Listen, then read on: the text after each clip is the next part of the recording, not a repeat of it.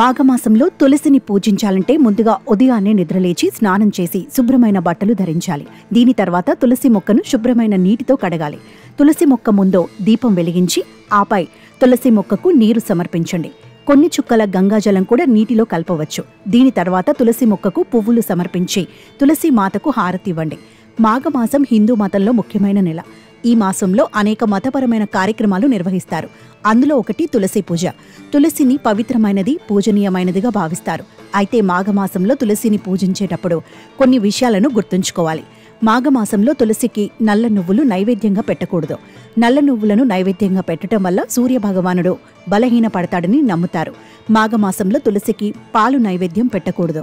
పాలు నైవేద్యంగా పెడితే తులసి మొక్క నాశనం అవుతుందని నమ్ముతారు. తులసికి పాలు కలిపిన నీరు నైవేద్యంగా పెట్టకూడదు.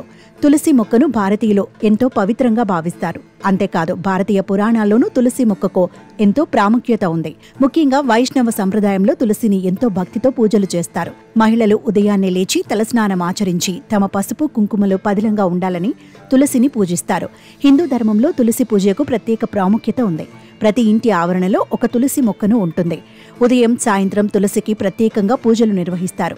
తులసిని లక్ష్మీదేవి ప్రతిరూపంగా కొలుస్తారు. తులసిని భక్తితో పూజించటం వల్ల లక్ష్మీదేవి ఇంట్లో నివసిస్తుందని చెబుతారు. తులసి అమ్మవారికి పూజిస్తే విష్ణుమూర్తి అనుగ్రహం కూడా లభిస్తుంది. ఇంట్లో తులసి మొక్కను పెడితే సరిపోదు. నిత్యం తులసి పూజ చేసి మొక్కకు నీరు పోయాలి. ఇలా తులసికి పూజిస్తే లక్ష్మీదేవి అనుగ్రహం ఉంటుంది. వ్యక్తి సంపద, ఆహారాన్ని పొందుతాడు. తులసి మొక్కకు నీరు సమర్పించిన తర్వాత ప్రదక్షిణలు చేయాలి. శాస్త్రాల ప్రకారం తులసికి క్రమం తప్పకుండా నీటిని సమర్పించడం ద్వారా లక్ష్మీదేవి సంతోషిస్తుంది.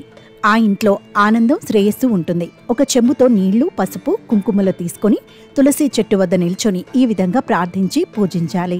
తులసి మొక్క శ్వాస కొరకు ఆక్సిజన్ తీసుకుని ఆక్సిజన్ మాత్రమే విడుదల చేసే ఏకైక మొక్క కనుక ప్రతి ఇంటిలోనూ తులసి మొక్కను పెంచండి. ఉభయ సంధ్యలలోనూ పూజ చేయండి. తులసి మన శరీరంలోని సమస్త అనారోగ్యాలను నయం చేయగల శక్తిని కలిగి ఉందని చెప్తారు.